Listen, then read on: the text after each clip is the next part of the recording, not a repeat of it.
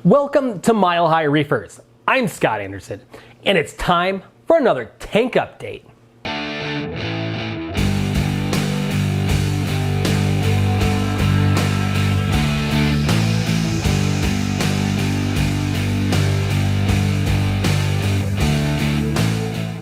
So when I ended my last video, I was standing next to a crash car in a snowstorm in the middle of May.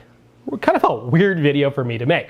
Well, the good news is I've replaced the car, so I have wheels again, which is incredibly important. Without mobility, it's really hard to focus on this, so now I got wheels and I can start focusing on the tank again. Now, how's the tank been going? Well, my nitrates have gone all the way up to 10. I know, for me, that's stupid high because for the majority of this time that this tank's been around, nitrates have been undetectable.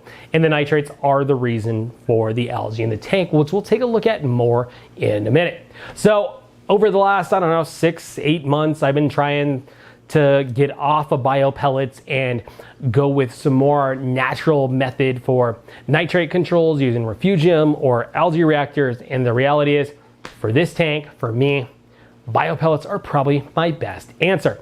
Now, in the past, I've had some problems with biopellets potentially causing problems in this tank. At this point, I'm really kind of iffy as to whether they're gonna cause problems or not in the tank, because some of the problems I'm seeing in my tank now are very similar to what I saw when I had problems with the biopellets. So, are biopellets really a problem?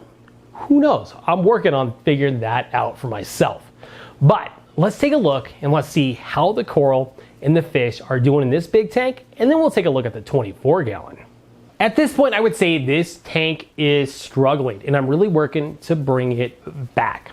So I've been focusing on water changes, on getting biopellets on this tank, keeping my water chemistry where it needs to be, and I think I'm starting to see some gains. On the fish side, I did lose a yellow chorus wrasse. Now, when I mentioned that in a previous video, I said I'm missing a yellow chorus wrasse. I had two, and a lot of you guys commented that he's swimming right behind me, which is fair. But there were two, and I'm down to one. Kind of sucks, and my powder blue has also passed on. So really sad, loved that fish. But the reality is right now this tank is struggling, and I'm just trying to bring it back to its former glory. I know it may sound a little on the negative side, but I also find it really important that I keep it real with you guys, both the good and the bad. So as far as corals go, with the problems I'm having in the tank, the soft coral are completely unaffected by the problems I'm having in the tank. They are perfect, they just don't care. Most of the LPS is doing really good. That big bubble coral looks amazing. It's fantastic. It doesn't care. The brains don't care. I'm struggling with a couple of Euphyllia though, so let's check those out. So the biggest disappointment coral-wise right now is this big green hammer. You can see it's pulled in. It's really struggling. I could pull it out and put a big frog spawn or something there. I got plenty of it, but the reality is right now, I think if I move this coral, I think it would die. And to be honest, I've seen hammers come back from worse than this, so I really want to leave this guy here and give it a real shot at life. Now, the hammer sitting next to it, it's looking really weird. I don't know if it's unhealthy, but it doesn't have those hammered out ends like a standard hammer was. They're round. It just seems really weird. I don't know if it's unhealthy, but it's definitely weird. The biggest problem this tank is having is with algae, and I come in here every week and I scrub the rocks to do my best to clean it off. I can never get it all. Right now, I'm showing you pre-scrubbing for the simple fact that I want to keep it real, and I want you guys to see that I struggle with algae too sometimes, and right now it's bad, and I want you to see it. The biggest struggle I'm having right now is with all of my SPS, and this bird's nest is a great example. This was a huge colony. Now, in my experience, bird's nest, it grows really fast, but it's super sensitive to water conditions, and it will also die off quickly. So you see the algae growing on it. It looks absolutely terrible, but I leave it. We've got tips covered in this blue-green bird's nest coral that I've been growing for years. So I'd like to keep this strand going. So I have a lot of Montiporas in this tank, and they have been struggling. They've been losing color, and some have even been dying back. So this Atlantis pink tip here is one of my favorite corals in this tank, and I think this is a positive sign. You can see where the algae is, that's where the coral died back. But if you look at the edge right next to the algae, that's new growth. This coral is healing up and it's in the right direction.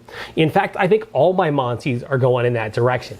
They just currently look like crap, and it's going to take a lot of time to get them back to their former glory. Probably the worst affected is this huge Monty cap colony. It's severely bleached out. It's super light colored. It should be nice and bright, and it currently isn't. And it's had a lot of die off. You can see the algae growing on it where it's died up. So this coral's really struggling, but my goal is just to focus on the health of the coral and the health of the tank to bring it back. Moving it, doing stuff like that is probably gonna kill it, so I'm gonna leave it in place and try to heal it. Other corals like the green spongoda or the pavona below it, other than their color is not as bright as it should be, they're actually looking pretty darn healthy. They're growing up to the surface and doing really well other than color. Along with that is this purple Monty. Now you can see it's grown to the surface. Once these Monties heal, and I'm not doing anything until stuff is healed, I am going to rip this entire section of the reef out so I can re-aquascape it, because what good is coral that's grown to the surface that I can't see? So once it's healed, this tank is getting a major re-aquascape. As far as flow goes, I've really boosted the flow because I think that is really going to help the Montiporas out. Now LPS don't seem to care as much about flow, but Stonies love it, so to help with their health, I've really increased the flow. What that means is I put the Glamorca back on the tank. The reason I took it off is inside of the Glamorca, and I believe the ice cap gyres are exactly the same way, there's a little plastic bushing that holds the blade to the shaft. Well, those strip out sometimes. So I had to order new blades, and now it's working flawlessly. Really, these pumps have been pretty reliable, other than needing cleaned. Disassembled is a lot of work, but for the most part, they do pretty good. You just gotta maintain them. So it's not all doom and gloom though. The 24 gallon is absolutely killing it. I'm loving this tank. The only real problems with this tank right now are with too much coral growth. So we'll show you some of that. But overall, this tank looks fantastic. I do have a couple of corals I pulled out of the other tank to try to save them. But for the most part, this tank is looking amazing. So let's dive into some of the coral and I'll show you the good and the bad. One of my favorite corals in this tank is this torch coral. You can see the green growing up inside there. It looks awesome. But guess what? I fooled you. This is not a torch. This is a Heliofungia. This is really cool the way I've done this. So Heliofungias are usually big, round corals that live in the sand. Well, when they're little, they come in on colonies and they have little pieces that have sprouted out of them. Well, when they're small, you can actually cut those pieces off and glue them to a rock. And that's exactly what I've done here. And it is thriving. So if there's anything I hate about this tank, it's the rounded glass, and it makes it impossible to shoot high quality video. So sorry if it seems a little out of focus, but I wanted to show you a couple of the corals in the back. So the very back, that algae covered thing, that's not because it's this tank, that's because I pulled it out of my other tank and I'm trying to save it. And that is a Tubernaria heroensis. It's basically a branching pagoda or Tubernaria. Pretty cool coral. Super rare, but because I had it in my other tank, I got covered with algae, and now it's struggling. In front of that, this weird green Favia, that's branching Favia. That's really cool stuff, and it's actually doing really well in this tank. I love that coral. And then right below it is Montipora setosa. I absolutely love setosa. If it has any problem in this tank, is that sand gets blown up onto it, and it sits there and becomes detritus and creates little dead spots. But for the most part, it's doing really good in this tank. And then of course, you guys see the little Scopus tang in here. A small scopus like this is okay to keep in a small tank when they're super young if you have a plan to move him to a bigger tank. The biggest problem I'm starting to have in this tank is with coral warfare. You can see the G.I. Joe Fabia right there. It's actually getting stung on top by the Hollywood Stunner behind it. It's my wife's favorite coral, so I'm not gonna pull it out. But that's kind of the problems I'm starting to run into. As stuff's growing, I'm gonna have to start managing the warfare. So along with the coral warfare, I'm starting to have problems with my interstellar mushrooms. They're overgrowing my Leptocerus and starting to sing it, and it's something I gotta decide how I wanna handle it. Don't feel too bad for me, as these interstellar mushrooms retail for like 200 bucks a piece. So having $200 mushroom sting coral isn't really the worst problem to have. Along with stupid mushroom problems, this is the OG Reef Koi bounce mushroom.